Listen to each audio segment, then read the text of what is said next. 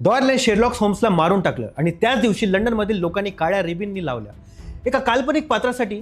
पण का? 1893 साल डॉयल थकले होते होम्सच्या कथा लिहून. त्यांनी आईला पत्र लिहिलं, मी होम्सला मारणार आहे, तो मला माझ्या खऱ्या कामापासून दूर ठेवतोय. आईने सांगितले नाही, पण डॉयलने ऐकलं नाही. स्वित्झर्लंड रायकनबॅक फॉल्स, एक उंच भयानक धबधबा. होम्स आणि मोरॅरिटी दोघेही कोसळले. होम्स मेला. लंडनमध्ये काय झालं? वाचकांनी काळ्या रिबिन लावल्या. स्टँड मॅगझिनची सबस्क्रिप्शन घटली. हजारो पत्रे आली, होम्स परत आणा. एका महिलेने डॉयलला लिहिलं की तुम्ही एक खुनी आहात. शेवटी डॉयलला नमवावं लागलं. होम्स परत आला आणि लंडन आनंदाने ओरडलं.